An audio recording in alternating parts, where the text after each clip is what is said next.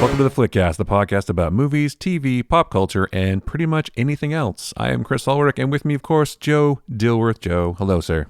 Hi, Chris. How are you?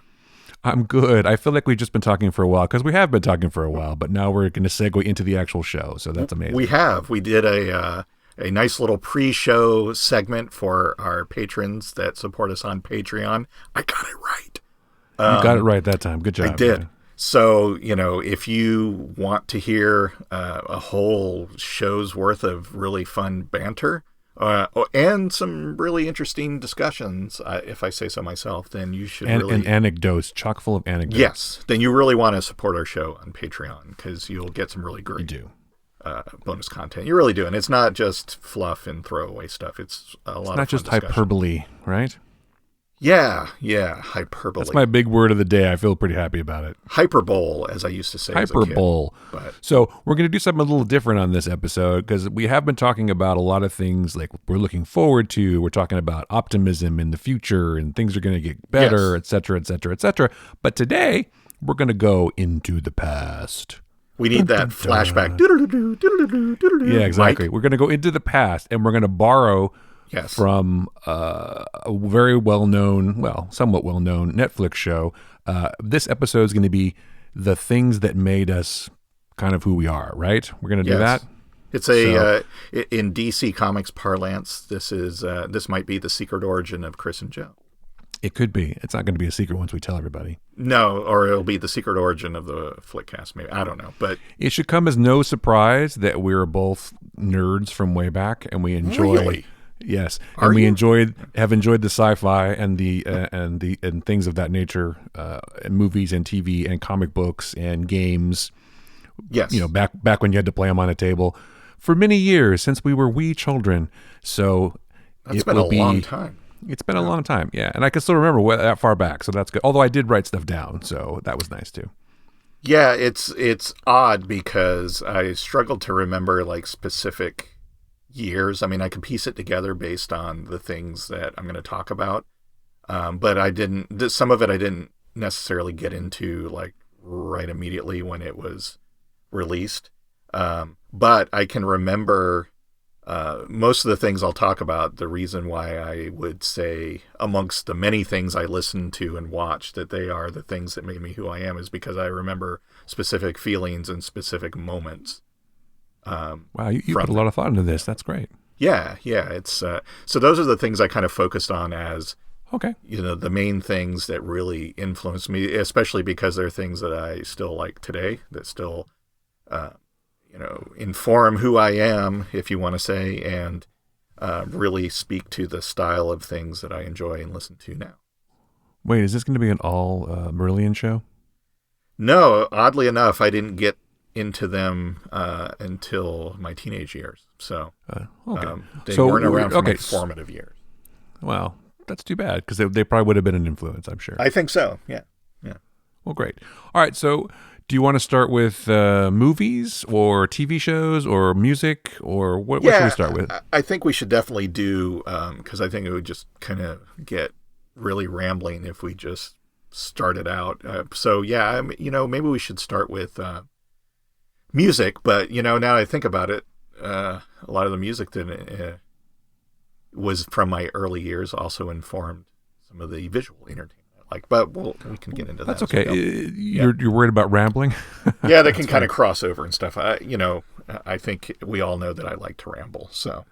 We do. You're a rambling man. So, that's fine. We can talk about music first. Music is something we don't talk about very much on the show, but I enjoy music, and I know you do too. I've enjoyed it since I was a wee boy, and I've said wee twice now. Yes. So that's probably something I shouldn't say again. Yeah, excuse me. I have to take a wee.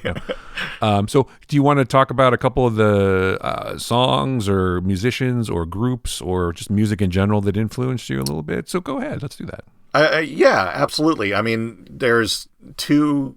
rather specific things that I remember from my earliest,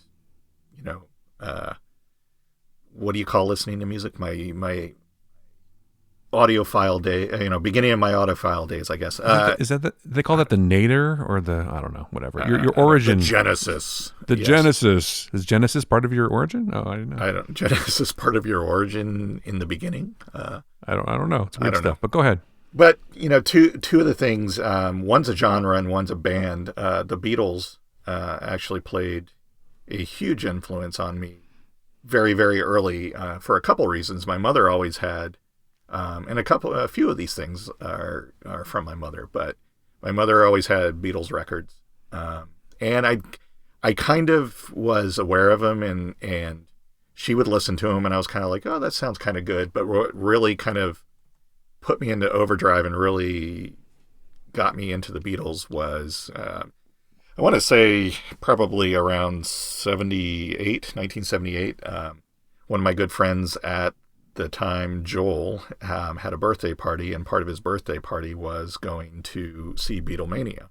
And I don't know if anybody knows what Beatlemania is anymore, but it's not the Beatles, but an incredible simulation. Yes, exactly. It was a stage show where these guys that looked remarkably like the Beatles and sounded almost exactly like them did essentially I think they did like 20 or 30 Beatles songs throughout the years and changed costumes and set pieces to match the era in which they were mimicking the Beatles. And just seeing that show just kind of I can still now remember sitting in the audience when Yesterday was played for the first time for me, really, and I paid attention to it. It was just one of those moments where something clicked in my head, and I was like, okay, these guys are really good. I mean, I was a kid, obviously, so I didn't really have any concept of their history and what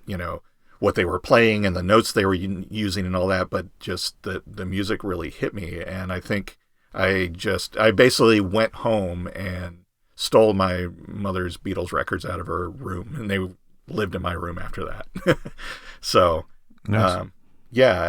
So I remember that very specifically, and that has stayed with me and informed kind of my musical journey throughout my life. The other thing that also played into some musical likes later was I really liked musicals. Like, I remember every year when West Side Story came on TV, my mom and I had to watch that. And it was like one of the times I got to stay up late as a kid because West Side Story was on, or Sound of Music.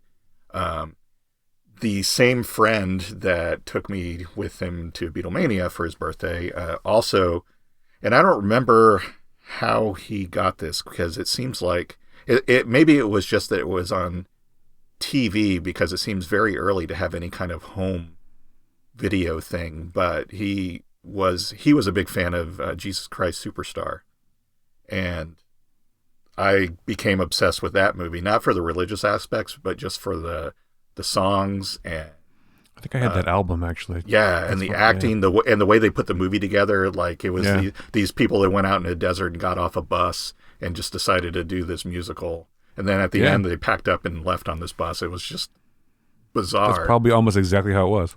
Yeah, and so that's that really. There might have been some drugs involved too, but I'm sure copious amounts, if not alcohol too.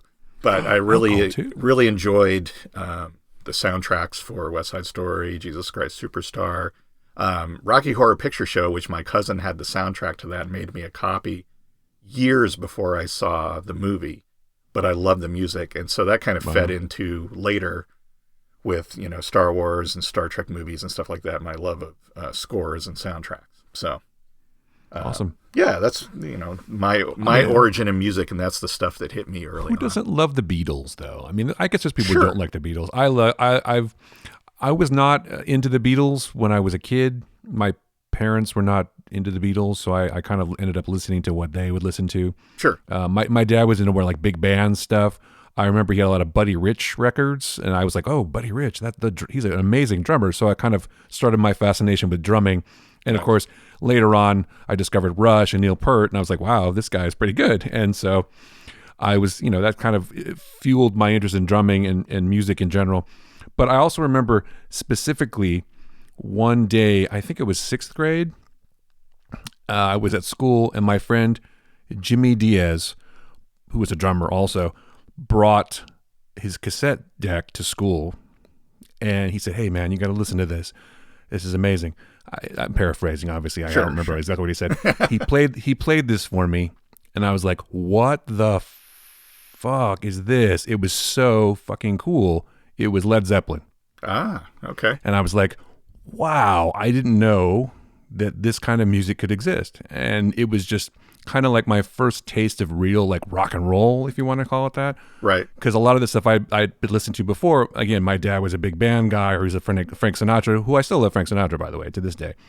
So I listened to all that stuff with him, but this was like, what the hell? And also, John Bonham, a fine drummer too.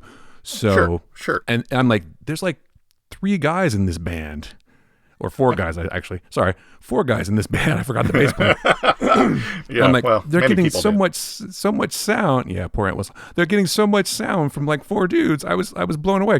So that fueled my interest in music and rock and roll, and that exists to this day. I still listen to Zeppelin all the time, and that led to my love of all kinds of rock and roll music, big guitars, big drums, big sort of arena type rock. I mean, right. Yeah. And all that stuff. But I still love the classics. And the other seminal moment, you talk about soundtracks and stuff. I love soundtracks and all that stuff when I was a kid. But obviously the big one, I don't know, I shouldn't say obviously, but the big one for me, which was probably a big one for a lot of people, was the Star Wars soundtrack. John Williams. Yeah. Yeah, absolutely. So, I mean, I already like classical music anyway, a little bit, because we had a few classical records. I think we had some Mozart and stuff, so I'd already heard some of that. But this was the first time that a movie soundtrack was like, wow, it's amazing. And it's this huge classical score. I mean, everyone's heard the Star Wars themes, obviously. Sure. But it's like this whole thing. And a movie really hadn't sounded like that much before.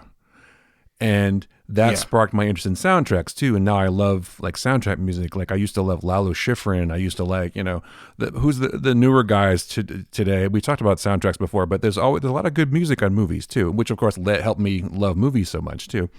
But yeah, those were 2 sort of big deals for me. And I've listened to, I'm sure you're the same way. Music to me has always been something like, I don't want to say a crutch, but like almost like a balm when you're upset about something, or when you're feeling good, it makes you feel better. When you're feeling bad, it makes you feel better. You know? Yeah. Or if you're bummed out, it's like it helps you feel okay about that. It's like, so there's so many things that music does. And again, we don't talk about it enough on the show, and we probably should, but it's always been there for me. I could I could throw a record on the turntable right now and listen to something. I can listen to it on my phone. I could do it. It's always there. I really feel like amazing. Yeah, no, I agree, and I really like. So that's why the movie. I was going to say recently, but I think it was almost 20 years ago now. Almost Famous. That movie really spoke to me because. Oh, I love that. I just watched it again recently. I can watch that over and over again. I felt exactly like, and I always have about music like that kid. The kid in the movie is that it's not just something that you put on to listen to and go, oh yeah, that sounds nice. I don't know. It's like, I think he's told there, this will free your mind. And it's just, I don't know. Yeah. It's almost like a drug, but it's. Yeah. The guy who really spoke to me in that movie was Philip Seymour Hoffman. It's Lester Bangs. I'm like, that is a guy. I never got to meet Lester Bangs because he worked for the Door in San Diego, and he also worked for the Reader and stuff. And then he worked for Cream, obviously. But I never got to meet him, but I had heard about him because Cameron Crowe went to Claremont High School to do his Fast Times at Ridgemont High thing, which is near where I grew up. And so we always heard about him, and had heard about him going undercover and everything. And I'm like, Lester Bangs, though, that guy he's saying the things that I agree with 100%. This, music, it's, the kid uses that word transcendent. It is transcendent. It can find ways into you that very few other things can. And one of the other things that was great about music is, and they don't do this enough now, but you put on the headphones. And like back when they used to mix stuff, like come to the right channel and the left channel, like Pink Floyd did all the time too, and Led Zeppelin, Van Halen used to do it all the time too. Oh yeah. And it's like you just hear this. It was amazing. And some things just have to be heard with headphones, and you just don't get that enough now. I wish that guitar rock would make a comeback. I really do. So, there was something about the 70s, the 80s. Well, I guess 70s too, but 80s hair bands that. I know it's easy to dismiss them as hair bands, but there was some really great music that came out of that. I mean, there's not like, I'm not saying that, Whitesnake is the greatest band ever or anything like that. Or Scorpions or Motley Crue or, Whites or Rat or, people were just making music, and it was really great. Even the 70s, it seemed like, I know it may be because I'm old, I guess, but everyone's like, oh, grunge was like the greatest thing ever, and there's a lot of things that came out of the 90s and the early 2000s, but it seemed to take a turn like late in the 80s going into the 90s, where it became more of a product than a lot of the record companies got swallowed up by big conglomerates, and they had to make more money. I totally get that. I love Nirvana. I thought Nirvana was amazing, and I was a fan of them, and then I continued to be a fan of Foo Fighters because I like Dave Grohl, right? And I like that they're still doing rock and roll. They got heavy drums, they got guitar, they got the whole thing. So they're a rock band, in my opinion. So I kept following them, and I still like Foo Fighters to this day. And there's other, like Rage Against the Machine and, bands like that. Tom Morello kicks ass on the guitar. I mean, he's a great guitarist. Right. And I love that kind of stuff. So, but yeah, I agree with you. It became more, what else came along is computers too, right? So there's a lot of electronica, which I also like a lot of electronica, and a lot of new wave, and a lot of I just like all of it for the most part. There's very few musical styles that I don't enjoy. I've always kind of fallen in with, like you mentioned Nirvana, and I would say arguably everyone calls them, the kind of beginning of grunge or that style of music. But I was always like, yeah, they're okay. But I was always into the bands that did something different and kind of went to the left with it. Like, I thought I was more interested in Stone Temple Pilots than Soundgarden and Nirvana. I would say in the 70s, much like everybody, I was more interested in Van Halen than Kiss and Led Zeppelin, because Van Halen was just like, sure, we're going to take this, but we're going to do it. I mean, I said at the time when, with Eddie Van Halen's unfortunate passing, that Eruption, even though it's only a couple minutes long and leads into another song, it just made such a statement on rock and roll music. And it was like, you point to moments where things will never be the same again. And I think that was literally true when that first Van Halen album came out. Because everyone's like, well, there's, Kiss is rock and roll, Led Zeppelin's rock and roll and all this. And then you have somebody that comes out and just floors all of that. And he was a genius, no doubt. Yeah. And I'm not saying Van Halen was better than all the classic bands, but they did something different. They weren't trying to be anybody but themselves. And so that was kind of the same way with grunge. It's like, yeah, sure, Nirvana's okay. They're pretty good. Soundgarden, they came from other bands, Pearl Jam, but Stone Temple Pilots, they're doing jokey titles to their songs. They're doing musical stuff that's interesting. They're kind of flipping the whole grunge thing on its ear at times. It was like, okay, this is definitely a little something different. Those are the stuff that I kind of gravitated to. I mean, same thing with Bowie. I mean, Bowie just came out of nowhere. I mean, he might as well have come from another planet because nobody knew what to make of him. And to me, I was like, I like that guy. I want to listen to that. So, and that's kind of what I like Bowie. That's same thing. But he never did it as much for me as some other things. But I mean, I like his stuff. Yeah. It's like Dylan. I like some Dylan stuff, but I don't like all of it. It's funny you say that. I really like Stone Temple Pilots. I thought they were great. I liked them better than Nirvana, and I also thought Alice in Chains was better than Nirvana. Yes, in my opinion. Yeah, them I too. enjoyed both of those bands. Yeah, I never really got into Pearl Jam that much, but I did like some Soundgarden. Anyway, but yeah, you're right about the grunge thing. That's absolutely right. So, but I like the idea that there are some people still doing rock and roll today, and it still keeps going. And I think maybe there'll be a resurgence. Because things are popular again, records are popular again. People are kind of looking to the past a little bit. Yeah, the people that are like, oh yeah, music's terrible today. I'm like, well, first of all, stop listening to the radio and go and discover some bands and music. And I don't know. I think, all of this, especially like some of the early, theatrical rock like Kiss, and, maybe grunge to a certain extent, although it was after I discovered Marillion, but musicals, soundtracks, and all that kind of all fed into My favorite genre is progressive rock, and that gets big and expansive at times, and does, there'll suddenly be an orchestral part to a song that's 20 minutes long, and then it'll dive into rock or a punk or pop song. And so I think being I guess open, if you want to say, and welcoming to just all kinds of, there's even some country I've liked. So, yeah, absolutely. Duran Duran's another favorite band, and they're completely pop music. And I don't have any rhyme or reason why they got into my head, but they did. And they've, since the 80s, they've been a favorite band. Same thing with Marillion. So I think they came around at the right time when you needed them. Yeah. I think this whole confluence of different, genres being influential on me when I was a kid, and just being around different styles of music. My dad and mom had different tastes. And all of that just kind of is fed into the stuff I like today, which tends to be, I hate to say it's like, oh yeah, they're a Canadian band you never heard of. But, a lot of it is, I mention band names and people are like, what the hell? That's like your girlfriend in Canada you're talking about? Yeah, exactly. It's like, that's an animated show, right? That's not a band. I'm like, it is a band, an animated show. So. And I love Sex Bomb. They're great. Yeah, they are. They have some classics. They do. So we don't want to make this all about music. No. But the other thing I was going to say about it is that because of my parents, they had sort of similar tastes. My dad had a certain taste, and I guess my mom sort of followed along.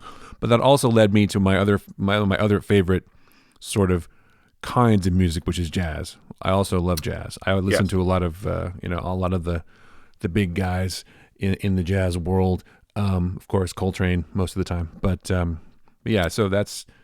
I gravitated towards blues because I like a lot of. I like blues too. Yeah. 60s pop music, but a lot of that came from, blues. Elvis Presley and even the Beatles and Stones early on came out of the the blues. That was rock and roll music back then, and so. Yeah. So you mentioned the Star Wars soundtrack, and I think the biggest eye opener to me for that was having seen the movie and then listening to the music, but reading the titles and remembering where in the movie, I don't know, it just blew me away because like the first time I was like, so he's writing specific music for individual characters. As a kid, I'm like, that's insane. Who does that? Well, everybody does that, or a lot of people do that, but that Luke's was the first time. Yeah. I read the liner notes and everything. I was like, exactly. Yeah. No, it was super cool. I had the record, of course. I'm sure you did too. Oh yeah. And I would play it repeatedly, and I'm sure I wore it out. But yeah, that was an amazing time to find out that the music was just exploding. And now it's kind of like commonplace. Oh, there's a soundtrack in a movie, and it's orchestral, and they do some cool stuff and whatever. But John Williams is one of the masters. I was going to say something else about music. Is I also was a huge Oingo Boingo fan, and I still am. Oh yeah. That kind of segues into music for movies too, because Danny Elfman, of course, went on to be a very well-known and successful film composer, and so that should transition us into films. Yes. Obviously, again, I've said obviously twice now, but It should be obvious to anyone that one of the movies that was the most important to me in my entire life was the original Star Wars, and I'm sure that would be the case for you too. Yes, that's a huge thing. Kind of goes without saying, I guess, that it was important. Yeah, movies were a thing for me before then, though. Oh, me too, for sure. Yeah. Yeah, so like my earliest memories, my biggest fondest memory of movies from when I was a kid is oddly enough, this maybe I should say this at the end because it segs into TV, but I grew up in Rhode Island, a local station that we could get on UHF. Kids go and research what that is. Out of Boston, it was Channel 56, and every Saturday they had what they called the Creature Double Feature on Channel 56, and it was always a Godzilla type movie and then some other like 60s or 50s monster movie. So it was like for 4 hours every Saturday. That was like, so Saturdays were amazing because I'd get up and watch cartoons and then go out with my friends and play, and then we'd all gather at one of our houses to watch the Creature Double Feature on Saturdays. It was fantastic. So movies were in my psyche then. And oddly enough, the first movie I remember seeing in the theater is the 1976 King Kong. I think we've talked about that on other shows, but that was the first movie I remember going to the theater. I'm sure when I was, younger and you went and saw kids movies, Disney films and stuff. I'm sure. Yeah, I'm sure I did too. Yeah. But I think that was the first time it really struck me. And I think the movies are. I know this will sound pompous, but they were different back then. I mean, seeing them, we didn't have, you couldn't, get it on digital 3 months afterwards, and there were no videotapes. There was very much not any. The only time you could really see it at home is if it was played late at night on TV with commercials, and that wasn't the same. It was such an event to go to the movies, even if you went every week, which we didn't. It was usually once a month, once every couple months thing, and it was a big deal because you got the popcorn, you got the drink, you got the candy, and you saw this thing for 2 hours with no commercials, just on this mammoth screen, and you were focused on that, and it was just like being pulled into the world like TV couldn't do. And it was definitely, it was an event, and I don't think, I mean, it's still an event and is to me, going to the theater to see a movie, but I don't think it has the same kind of mystique anymore because, I mean, look at the quality of TV shows, but also you can get any movie you want to and watch it in your home. So, Yeah, definitely. Yeah, you're absolutely right. And I think that's, we came along at the right time, or maybe a few people, did after us a few years later. Yeah. But although I will say, I think the first movie I ever saw was probably on television. Because we didn't go to the theater. I mean, we went to the theater sometimes when I was a kid. And I'm sure we saw all the Disney films and whatever. I also remember distinctly in a park near where I grew up, they would show movies at night in the park in the summer. So I do remember going to see like the Robin Hood with the Disney musical with the fox and all that stuff. I can't remember what it's called, but you know the one I'm talking about, right? The sort of the cartoon, the Disney cartoon. The one they don't really show anymore because of whatever. But I remember seeing that in the park, and that was like a movie experience when I was a kid, really young. And then, but the first time, I don't know, it's so hard to remember. I don't remember the first time I went to the theater. I got to think it was it had to be Disney movies. But the first theatrical experience I remember was Star Wars. And then even a few years later, I started going to movies kind of by myself or with some friends, and my mom would buy us a ticket and she just let us go, so I was like seeing R-rated movies, when I wasn't old enough for sure. Like we went and saw Alien and Apocalypse Now and I remember seeing Saturday Night Fever. Although she went with me to Saturday Night Fever. I think I talked about this before, which was awkward, an awkward movie to see with your mom. Yeah. But the first movie I distinctly remember seeing was on TV, and I know I mentioned this before, probably in our horror podcast, horror episode or whatever, but it was the original Vincent Price Fly. Ah, yes. So I watched that, and it scared the shit out of me. I remember, and the scariest part, of course, is the end when David Hedison's head is on the fly's body. He's like trapped in the web, going, "Help me!" Yeah, and the guy like takes the rock and smashes it. I'm like, "Whoa, what the hell?" That was quite an ending. And so that scared the shit out of me. And that is the first time I remember seeing movies at home or seeing a movie with a complete story. I'm sure it had commercials, but they didn't have as many commercials back then either. Sure. And then, of course, like you, I would watch Saturday morning cartoons, and I would watch, it was either Channel 5 or Channel 13 when I was growing up, but they would do Monster Weekend too. We had Godzilla movies all the time. Nice. Destroy All Monsters, I think, was my favorite, maybe. Yes. Or maybe Terror of Mechagodzilla. I can't remember which one, but I think Destroy All Monsters is probably my favorite. But so, yeah, that was like amazing. And then, of course, that was also around the time I discovered Ray Harryhausen. So we'd watch a lot of the the Super Dinorama, like the Sinbad and the Golden Voyage of Sinbad. You remember those movies? Yeah, those were always on the weekends or at night. Yeah, Mysterious Island or something like that with all the stop motion animation. Those and the Hammer horror films. I didn't watch those as much. I wasn't into Dracula and Werewolf and stuff like that. It's weird. I did, and I liked them, and they were it's funny because in hindsight, obviously, it's like, well, they're not, especially compared to stuff nowadays. Like, those are you can't compare them to stuff now. Kind of fun. Yeah, I know what you mean. Scary a little bit, but as a kid, I was just fascinated by it. Well, I went back and tried to watch them because of Peter Cushing. Oh, right. He was of course in Star Wars. I'm like, yeah. what else has this guy done? He's cool. So I went back and tried to watch some of the Hammer films. And I love Christopher Lee too. And so I remember watching him in The Raven. Did you ever watch that with Boris Karloff? Yes. Yes. Yeah. That was a great movie because they were like doing the whole magic duel at the end with their wizardry stuff. That was super cool when I was a kid. I remember that. But yeah, Star Wars was a big influence. And then I think part of the thing was my mom was just really encouraging, and she just let me go to stuff and let me cut school sometimes. Like when the first Star Trek movie came out, she let me cut school and go to it. I'm like, I mean, I don't think I missed anything important in school that day, I'm sure, but it was just, she was very supportive. I don't know if she told my dad or not, but he probably wouldn't have liked it so much, but he didn't give me too much trouble. But even then I was like, this is an amazing, you get pulled into this world, and this whole thing is just, it's just profound. And to this day, I still get that feeling occasionally, not as much as I used to, because the movies definitely are different. Yes. And you don't get it as much at home, but I do have a giant TV, so that helps. Yeah, absolutely. And my mother too was an enabler of my early geekdom, and mainly because she was also, into all this stuff. I mean, she is who helped me buy comic books. She, took me to Star Wars. I mean, she couldn't wait till I came home from summer vacation with my dad to take me to Star Wars.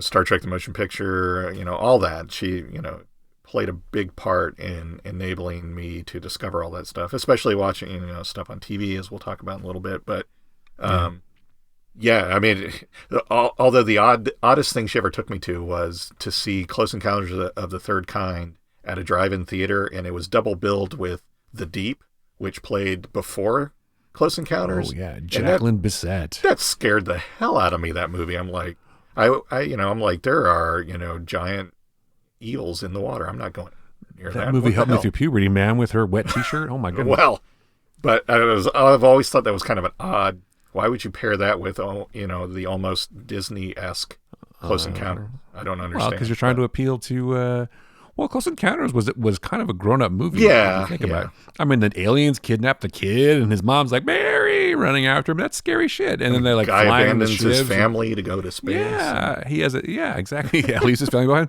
So long, suckers. Yeah, exactly. I still remember, I don't know if it was Mad Magazine or Cracked Magazine. Well, I can't remember which one it was, but they did a parody of Close Encounters, and all the aliens are escorting Richard Dreyfuss, and they're like, in the translation is, "Oh, at last, food." They were very excited. Nice. I still distinctly remember that, and we're going to talk about magazines and comics for a second, because I'm going to have to mention a very important publication when I was a kid. But yeah, so but no, I've seen. I can't even remember how many movies I've seen, Joe. No, hundreds and hundreds of thousands, maybe. I don't know. It's probably not that many. But you're right when you talk about how you couldn't see anything at home. I physically went to see Star Wars probably 25 times in the theater. That was back in the day when you could pay, when the movie was $1, I would go and give them $1, and I would go in the theater, and I would just stay there all day.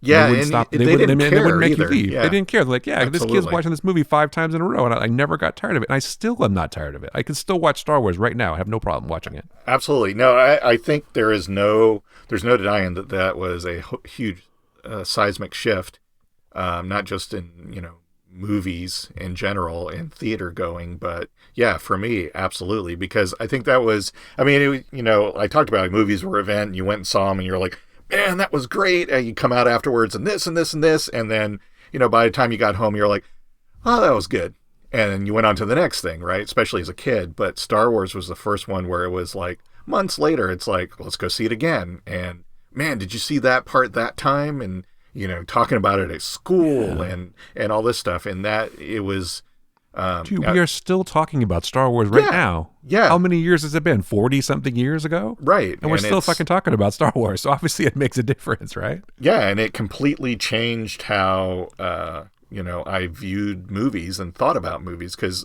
I've spoken before about how, I devoured all the behind the scenes stuff of Star Wars. Like, how did they do that? And that was so cool, the way they, made these models from other model kits, and they made these ships and blah, blah, and all this kind of stuff. And it never like stole the magic from me. It was still just this amazing thing to watch.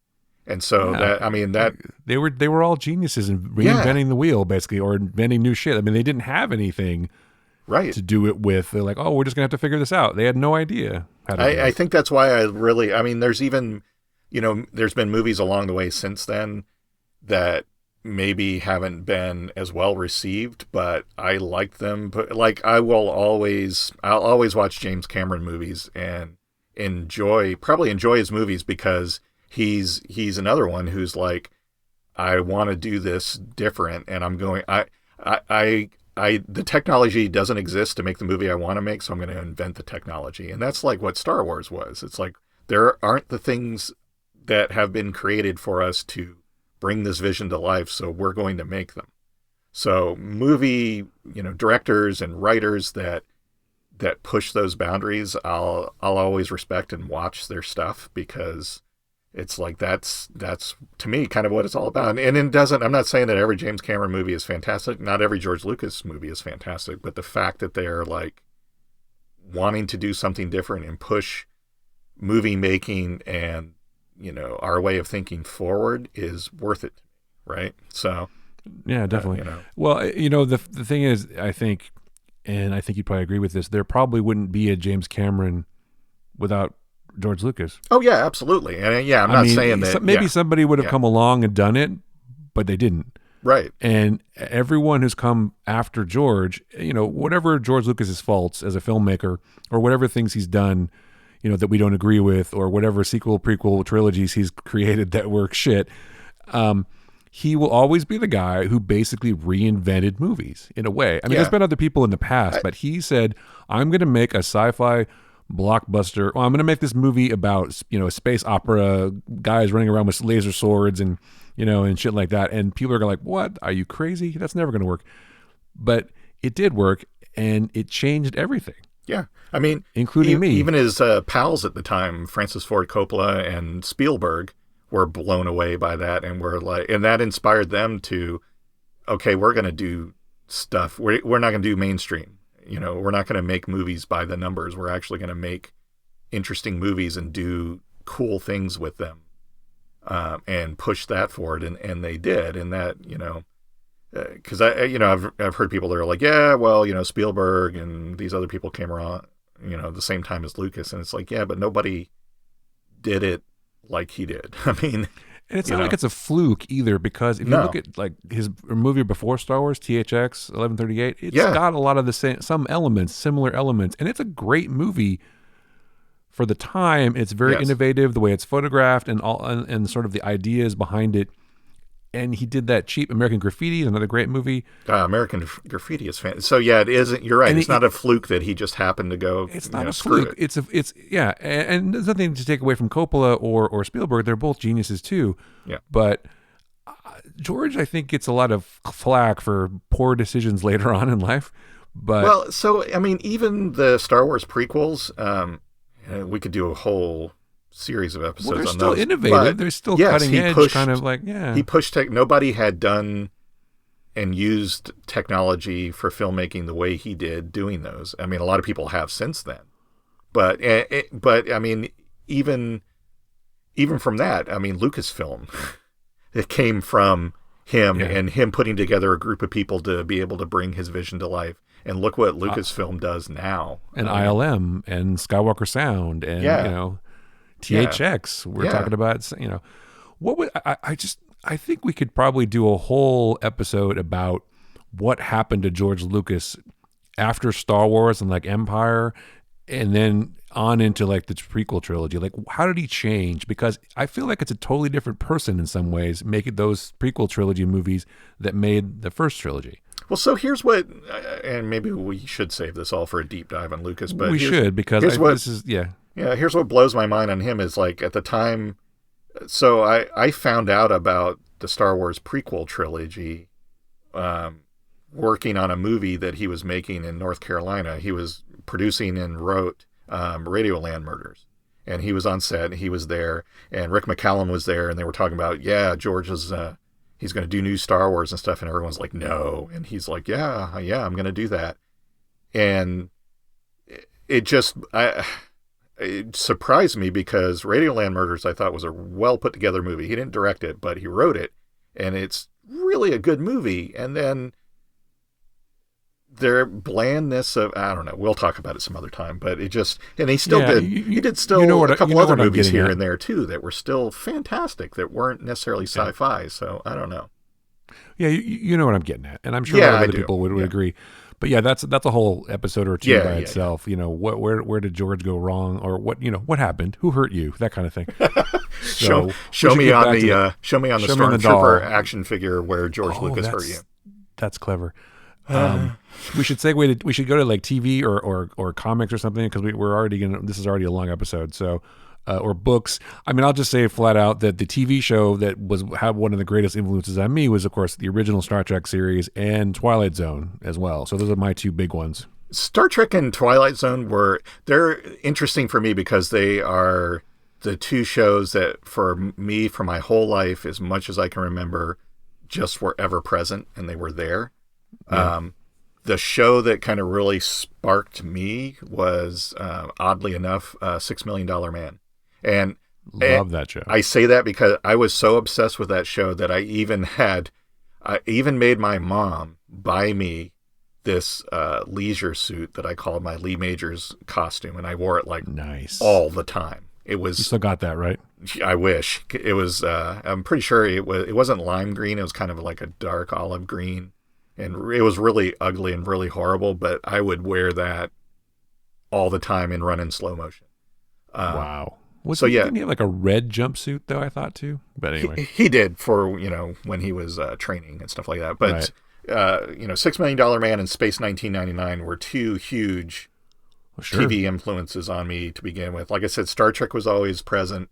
Twilight Zone was always present. Those were like the standards, and just what it's like. Oh, it's on. We're going to watch that. Yeah, Star Trek especially for sure. Yeah, Doctor Who obviously later, a few years after those two. Is like that became ingrained, part of my DNA from the moment I saw it going forward, even to this day. But yeah, it's kind of interesting because I think, and I'm sure you would probably agree, a lot of early TV obviously couldn't rely on special effects or a lot of money, period. So the stuff that really stood out and stuck around for a while was just, for the time, had really good stories, really dramatic stories, really good acting and things like that. So, yeah, definitely. I mean, even looking back, I watched some episodes of Streets of San Francisco. That was a really good show, and still kind of is. I mean, it's like, wow, that's really good stuff. The young Michael Douglas. Yeah. So, I mean, the young Hank Pym. Yeah, we could probably do an entire episode on each of these, especially. What we should have done is probably just break this into different episodes with different topics. We probably we could still do that. The thing that was funny about Star Trek for me, not funny, but the thing, like you said, it was always on because we moved around a fair bit when I was a kid, and so it was always a constant because I would turn the TV on and it would be there. So I felt like, and again, I've shared this many times, but I felt like, everything's gonna be okay. Yeah. Because here's Star Trek, so it's not that weird. And then Twilight Zone was just like one of the first times when I realized, wow, this is, what good writing was. Yes. Yeah. I don't know if I could call it that consciously. It's like, oh, this is well written. Now I would say that, obviously. But then I was like, I was just responding to the story and the way the story is unfolded. I mean, they weren't all winners, let's be honest. But most of them were. And they did a lot for a little bit of money, and it was really good storytelling. And that was interesting to me. But I also love $6 Million Man and Bionic Woman. Yeah. And Voyage to the Bottom of the Sea was another one that was in space. Yes. Space 1999, like I said, that was Space 1999. But that came a little bit later, though, I feel. But what led me to Space 1999 was Thunderbirds also. Oh, yeah. Jerry Anderson did Thunderbirds. Yeah. I love Thunderbirds. That was a great show. The movie wasn't so good, unfortunately. Sorry, Jonathan Frakes, but... Well, and to sort of seg into books a little bit, Twilight Zone, since I was always present and I watched it so many times, I would catch, much like Star Trek, I would catch the names, written by blah, blah, blah, and directed by so-and-so. And I remember, like, the first time, I was blown away when I saw... went to the library and I was just looking through sci-fi, and somehow I wandered kind of into I don't know if it was called horror or whatever, but kind of the darker books. And I saw books, Richard Matheson. I'm like, that's the guy that wrote for Twilight Zone. I'm like, I'm going to get those and read those. And so then I started paying attention to who wrote that and looking to see if they had any prose books I could read and stuff like that. So yeah, it's funny you say that, because I actually started figuring out who the writers were too on Twilight Zone, but also on Star Trek too, and what a producer does. I actually got this book when I was a kid. After watching Star Trek, the original series, it was the making of Star Trek, the original series, or how to write for TV. Yes, exactly. That was I still have it actually, and I flipped through it, and it would tell you what, the history of the show and how they made the show and who did what job, and Gene Roddenberry's vision, Wagon Train in Space, and this whole thing. And that's the first time I realized, oh, these are jobs. These are people doing this. And that led me, when Star Wars came out, I realized people made this and you could have a job doing this. And that, led me to my career in entertainment. But yes. Yeah, I think that the original Star Trek, paying attention to the writers and paying attention to the writers on Twilight Zone is how I sort of started to learn about what storytelling was. And again, every Twilight Zone episode wasn't a home run, and obviously every original Star Trek episode was not a home run. But there's some really well written episodes of that show. Yeah, I think, and of course Twilight Zone episodes too. But Matheson, awesome. Yeah, legend in particular. I think it's that making of Star. There was like a couple different making of Star Trek books I had as a kid. And at least one of them, maybe it's the same one, had like a bit of like, essentially the Bible for the show, how memos of discussions of characters and backgrounds and stuff. And I'm like, people really do that? I'm like, that's so cool. Yeah. It's like, there's a lot more to it. The actors don't just show up and say their shit. That's weird. They don't make it up. Mine has a gray cover with the Enterprise firing its phasers on the cover. I think that's the exact same one. Yeah. I'm sure I could go get it and we could post it on our Instagram if people are interested. But it's an amazing book, and it sparked my interest in TV and movies. And that was that was actually a really important book in my life. And of course, I keep saying of course. It's so silly. But of course. It's of course to me, because it's obvious to me since I'm saying it. But that was one of the books. And then a couple of other books were the original Dune book and Lord of the Rings trilogy, of course. Yeah. The Hobbit was an early one for mine. That's another thing I stole from my mom. The Hobbit animated series. Yes. And I love that with Rankin Bass, was it? Yeah. Yep. And then, but oddly enough, the other book that I read like all the time was Starship Troopers by Robert Heinlein. I love that book. Read that. I don't know why I love that book. I loved Heinlein's a lot when I was a kid, and Robert E. Howard and Roger Zelazny and Michael Moorcock. And a couple of other authors. I'm Gordon R. Dixon and a couple other guys I'm forgetting, but Heinlein definitely. And Starship Troopers all the time. I would read it like over and over again. I don't know why. I was fascinated with the idea of the powered armor and fighting the bugs. And I didn't understand the politics. Now I do, but I didn't really understand what it was about. But I would read this book and I was like, wow, this is great. And then I'd go back and read Dune again, and I would like read that again. And I'd read the Lord of the Rings trilogy again. I was a giant nerd. Yeah, and kind of still am. But those were really important books to me, and they still are. And I just read Dune again a couple of months ago. So there you go. Tolkien was very big for me. The Hobbit and the Lord of the Rings books. I didn't know it as 3 books because my mom had a compilation that had all 3 books, and the way they published it, it was one book. It wasn't broken up, which was kind of weird. I think that's a copy like that somewhere too. I think that's what he intended to begin with anyway. But Tolkien, Clark, and Asimov were huge for me as a kid. And Edgar Rice Burroughs. I not so much the Tarzan stuff, but like John Carter of Mars.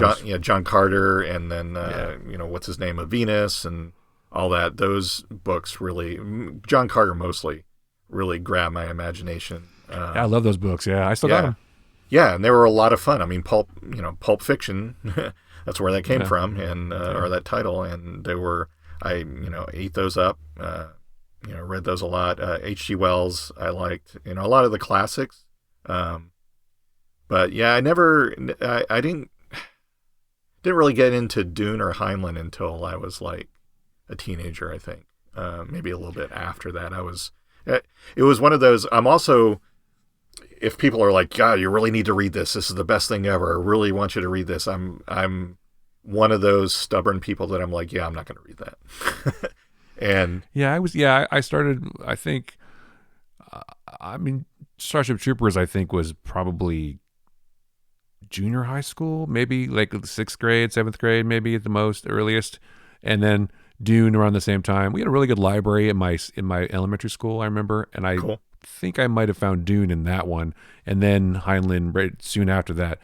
And then it just blew up from there. But yeah, Edgar Rice Burroughs, Princess of Mars, and all those books. But I did like Conan a lot too, and I read a lot of Conan. Yes, I read a lot of Conan books, and then of course Conan comics too. Savage Sword of Conan. Oh yeah, which I loved the idea of Conan the Barbarian just running around, and I Arnold did an okay job, so it was a cool movie. But comic books were a big thing in my childhood, and a lot of that stemmed from flying back and forth between my mom and dad. In the airport, they always had the rebranded by Whitman DC comic packs that you could, for like Whitman sampler. Yeah, well, it was kind of like that. For $1, you could buy this pack of like 6 comic books, or I remember that, or 8, and so it was like it became a thing every time I traveled.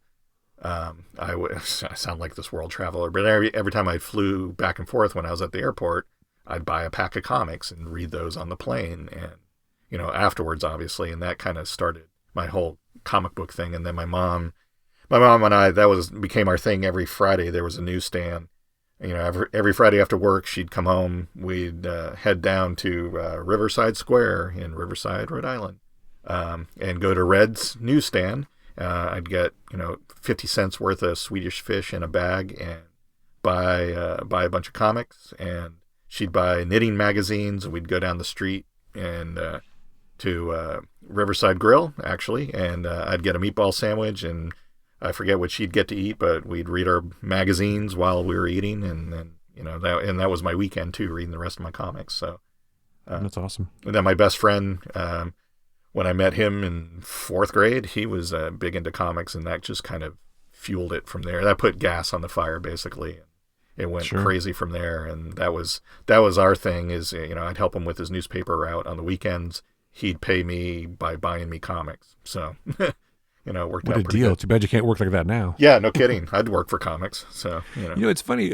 I always talk about comics. I loved comic books when I was a kid, but they didn't, I don't know that they had as much of an influence on me as TV and movies in particular.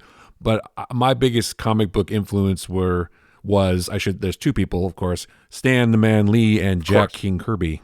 Yes, were my 2 biggest influences. Silver Age Marvel, basically Galactus, Fantastic Four, Silver Surfer, Captain America, and the Falcon, all those guys. I did read some DC. I did like Green Arrow and Green Lantern. I never got into Superman much. I did like Batman, of course, because he was kind of a badass.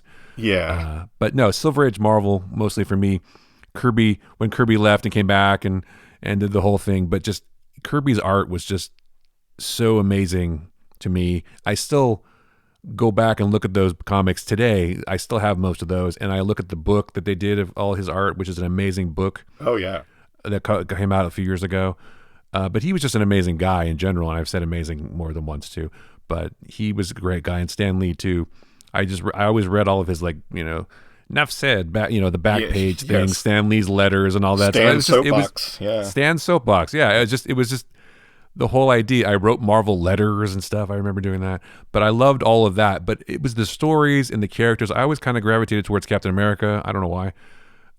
And Silver Surfer and Fantastic Four and stuff like that. But it's just anything that Kirby would draw. And I think in some ways he was more of an influence on my kind of aesthetic that I liked as a kid than Stan Lee. The words are important, obviously, and the stories are important, and they're still important to this day. And they're good stories. But there's no one, maybe like Steranko, maybe, or somebody, but Kirby, instantly recognizable. Oh yeah, you can tell who it is, and it's that is never. I don't know that that's been duplicated to this day. There's definitely great artists in comics and other places, but I don't know that it'll top Kirby for me. He was just the best, and I kind of started with Kurt Swan, Superman. Denny O'Neil and Marshall Rogers doing Batman. I love that stuff. And I also like the Batman TV show. So that, I bought Batman comics. Yeah, Denny O'Neil is awesome. Yeah, I liked all that stuff too, but I think that just the artwork just spoke to me for some reason. I don't know. Well, and I really liked, I especially liked, Legion of Superheroes. It's like, oh, this is a group of superheroes 1,000 years in the future, and there's a legion of them, hence the title, and just all these fascinating characters.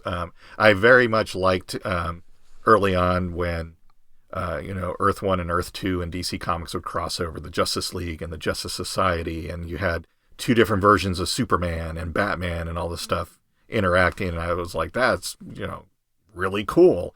That was kind of where I cut my teeth in comic books. But then my best friend got me into the Chris Claremont and John Byrne X-Men run, and that was right. And this was just before the Dark Phoenix story, and that just was, I was done at that point. I'm like, yeah, I'll read anything these guys do. Those have been kind of the two that I've faithfully followed throughout their careers, even to this day, even though neither one of them does a whole lot anymore, but unfortunately. But there's been a lot of stuff in comics that's been influenced by that storyline and that type of storytelling. But I'm still a geek for any time Marvel and DC crossover. It's like that's the enemy companies, but their characters are hanging out together. Especially when they would treat it like with the early Superman and Spider-Man crossovers where they existed in the same universe. It's like, that's so cool. Spider-Man and Superman hanging out together. Who'd have thought? But it's a multiverse, so it could happen, right? Yeah, exactly. So, I'm still a comic book fan today. I still read comics every week.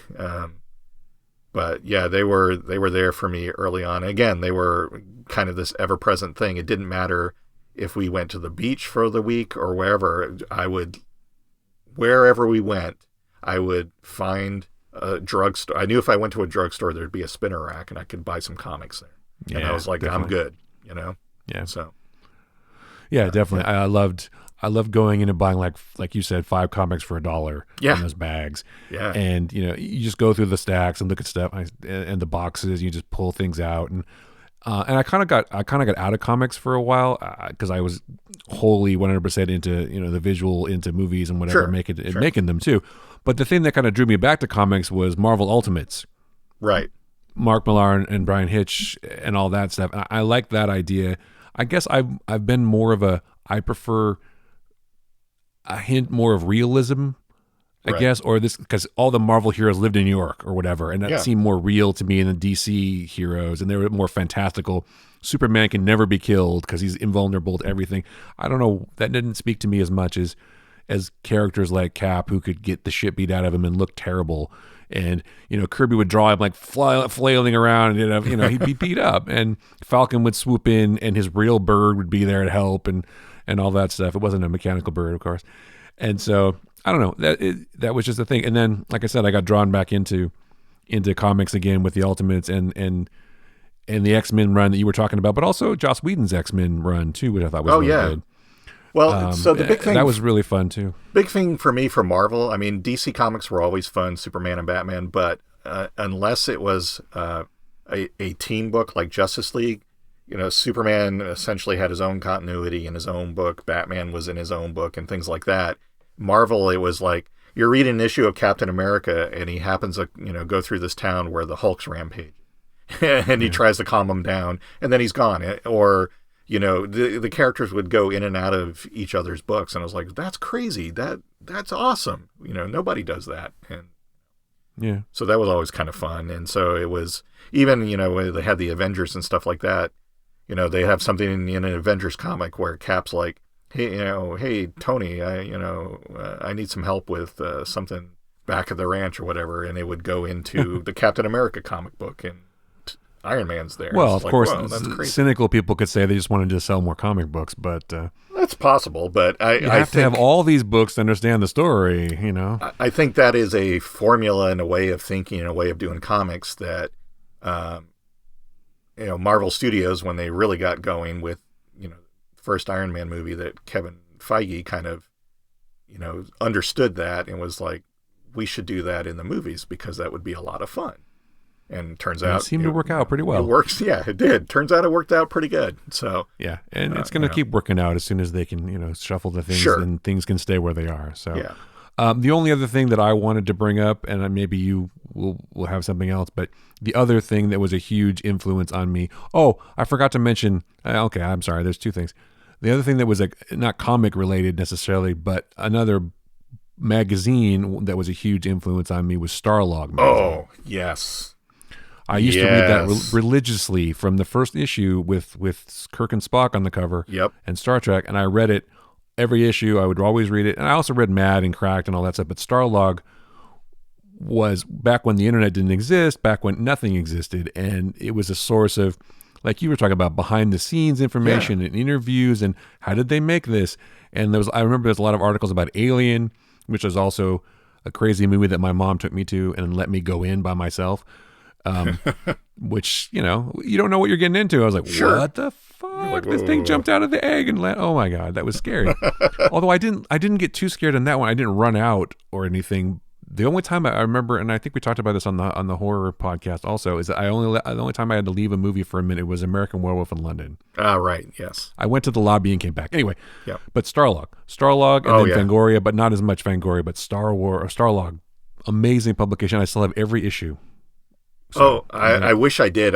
But I devoured that as a kid, and it was an agonizing month wait, because the cool thing, not only did they have behind the scenes stuff, but they had great previews for stuff that was coming out, especially months before the latest Star Trek movie or Star Wars movie. It was like I just wanted to know what they were going to talk about next and what they were going to get us pumped up for this movie. And so any kind of pictures or previews, it was like, oh, this is amazing. Back when you could have a magazine with lead time of a month or two, and no one would ever scoop you because the internet didn't exist. It was right, exactly. So they were. Of course, if the internet didn't exist, we couldn't do this podcast. So that's true. Yeah, Starlog, I would agree, was an essential magazine pivotal for a couple decades at least. They were. That was one of my favorites, and then another one was Cinefex. I don't know if you ever read that one. Cinefex. There was the one that I was a big fan of is Cinefantastique. Oh, that was good too. Yeah. That one I liked because that did, much like our deep dives, they would devote an issue sometimes to, or at least, a good chunk of it to, Babylon 5, where they would just go in depth in making of, the writing. I like them because they talked they talked about every aspect of a film, and it was not just, hey, look, here's this cool thing that's going to come out. It was, let's really dissect this and talk about who did what on this movie, what they actually achieved and stuff like that. So that one was a good dessert, magazine every once in a while to just really spend a weekend reading and diving into stuff. So those are, magazines like that just don't exist anymore.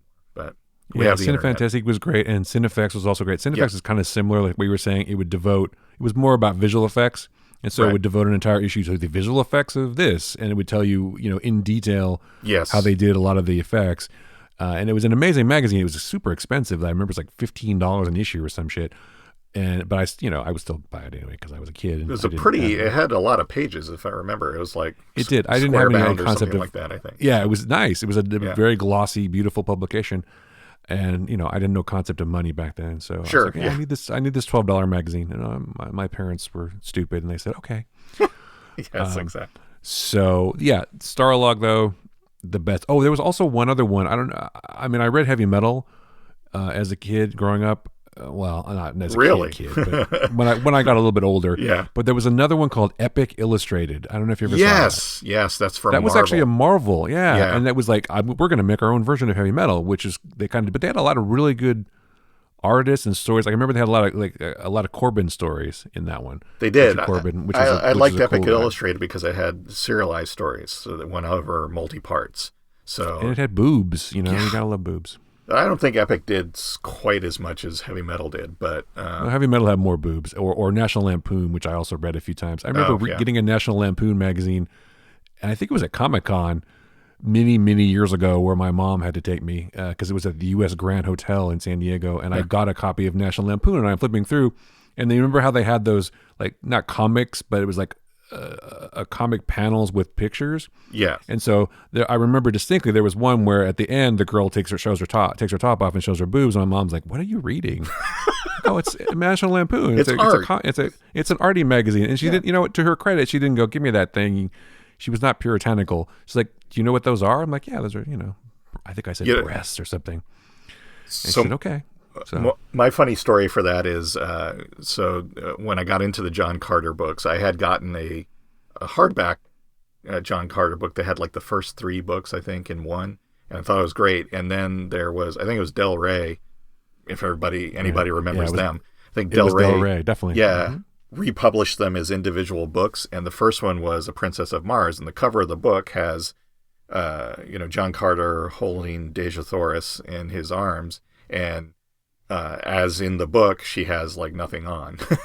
And my mom was like, "So what's going on with the cover of that book?" And I'm like, "What do you mean?" And she's like, "Well, so there's a naked girl on there." And I'm like, "Well, yeah, but that's how they, how women dress on Mars." And I was like very clinical about it. I'm like, "That's how they're described in the book. So that's true representation. And this is why they do that." And she's like, "Okay." And that was the only discussion we had. So. Yeah, thank God our moms were cool, right? It's like, what? They could have been total jerks about it, or they could have made a big deal about it, but they didn't. And they supported us, which I guess if we're making a list of things that help shape us, that would be one thing too. Cool moms. That was nice. I would, so yes. I would say positive and negative is I had a mom that basically treated me like I was her friend. So that was it. And wasn't really a mom, but, that's okay. Well, we had different experiences, obviously, in that respect.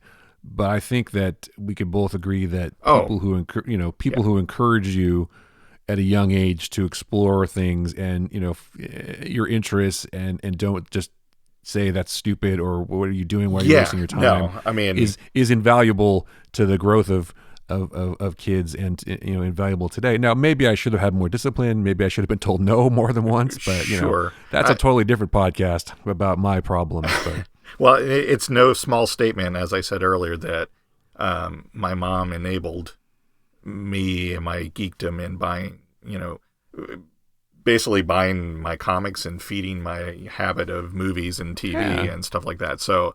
I absolutely agree in that regard. If I didn't have that home life and upbringing with my mom as a single mom, then I don't know that, who's to say what kind of things I'd be interested into nowadays. So like death metal or something, right? Yeah, I'm absolutely indebted to her for that. I will say that. So yes. Yeah. Well, okay. We don't have to go too deep into it, but nothing's perfect, obviously. Yes. So, like you said, that's another psychology episode. My mom encouraging me to not tell my father things so he didn't get angry was not healthy. I'm sure either. Yeah, exactly.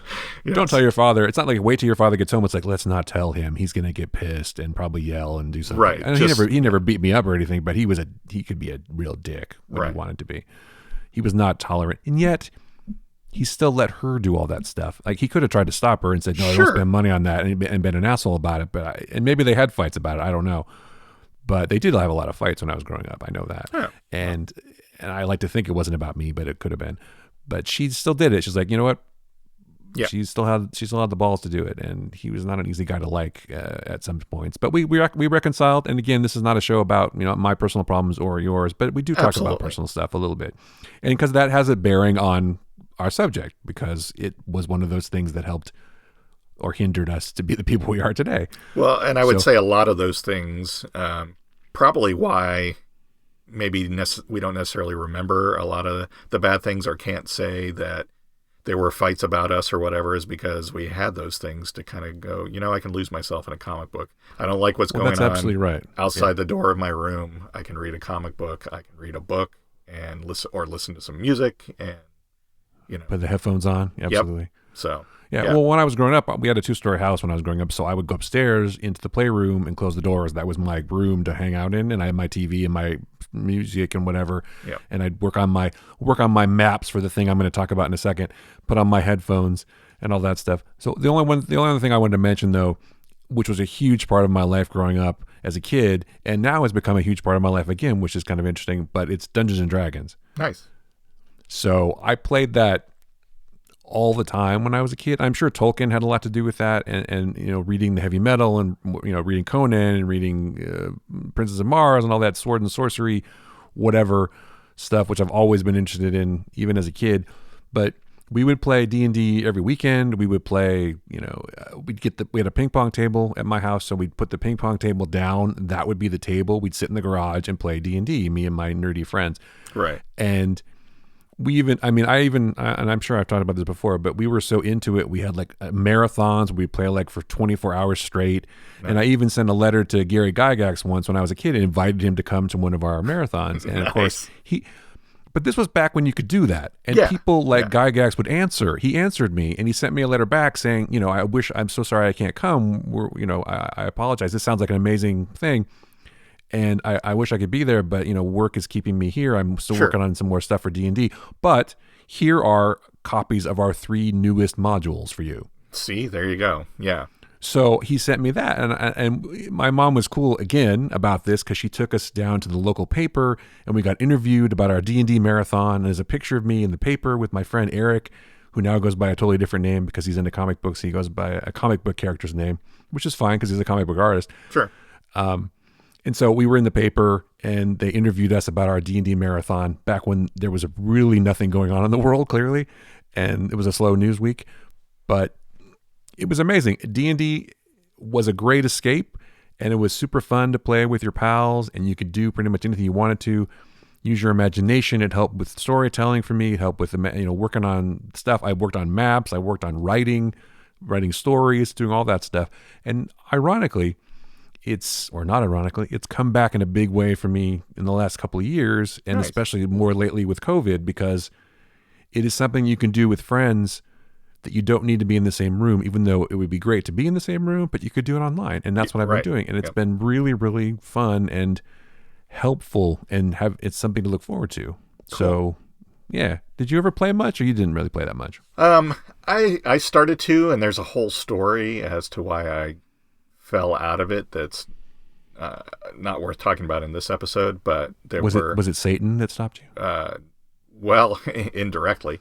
Okay. It was more God that stopped me, but I see. Yeah, it's a whole long sordid story, and I kind of came around to it later. Actually, the thing that I got into for role playing with a group of friends was Mech Warrior.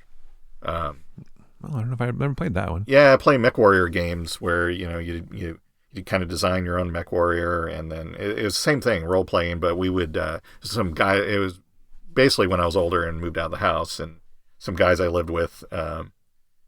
We started it up, and we'd have friends over. It was one of those things where we would start at like 10 o'clock at night and play all night, and before the grocery store closed, we'd run out and grab a bunch of food and come back and cook and have beer and hang out. Because you had the munchies, right? Yeah. So we would. I may not have been called Mech Warrior. I don't remember what it was called, but it was giant robots basically and mechs that. Not Robotech. No, it wasn't Robotech. But so I played that for a while, and I've played some video games that are RPGs and stuff like that, and I really like those. But I did go through a period of time where I collected and painted a lot of D&D miniatures because I just thought they were really cool. But I never really got big into D&D, and I think in a way it's kind of sad because I honestly don't really know how to play, and I would love to, but I just feel like that coming in. It's not too late, Joe. As a novice, it would be like, really? You got to teach us? Okay, all right.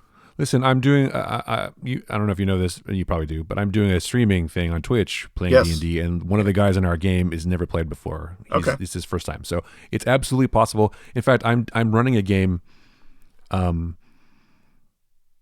with a couple of friends of mine that I grew up with, and once we get to a point, you should try to get in. Okay, yeah. But we could talk about that later. Obviously, right. not everyone has to hear about our D&D adventures. Yes. But yeah, it's not too late, dude. All right. You just jump into 5th edition, and it's not that hard to learn. And you just play with some other people, and you just go. The game is for everybody. It's all inclusive.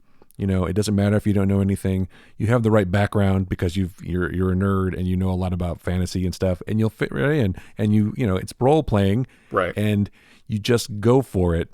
And that's one of the aspects that I think is more interesting to me now, because I don't know if I got into it as much when I was a kid, but I actually try to play the character. I try to do a voice, or I try to, whatever. I try to really get into it a lot more than I think I did back then, because probably I was more self-conscious back then, and now I don't give a fuck. Right. So right. I just try to make it more interesting for myself, and I find that when everyone else is kind of doing the same thing like that, it makes the whole thing more enjoyable. But it was a huge part of my life as a kid. And I'm really glad it's back. And if you haven't played Dungeons and Dragons, folks, you should definitely give it a try. And don't be afraid, because cool people play. I'm not talking about myself, but cool, other people, like, celebrities and stuff. And so it's cool, right? So anyway, that's good. Great. That's a long episode. We should probably stop talking now. We should let these fine folks go. Although I guess it's not live and we're not. So if you've stuck with us this long, we really appreciate it. Find the Flickcast at our website, on Apple Podcasts, Stitcher, etc. You know where to find find the show, probably, if you're listening, and if you listen this far. And we appreciate it. And hey, we would like to hear your stories of the stuff that influenced you and got you to be the geek that you are today. So and I'm assuming that anyone listening to this is probably some sort of nerd or geek, or as we like to say, our people. Or they stumbled on this show by accident and they're like, what are we listening to? This is insane. Yeah, exactly. So hit us up on on Twitter and on, our social media team on Twitter and Facebook, and, tell us some of your stories. We could, tell us some great tales, and maybe we'll, especially our patrons. Damn it. I can't get it right. So close. We can talk about some of the stuff that you guys, listened to or watched when you were young. So tell us your stories. Exactly. We'd love to hear them. Yeah. Let's hear some stories. Okay, so for Joe Dilworth, I'm Chris Ulrich. That was the Flickcast. Thanks for listening. Thank you, everybody.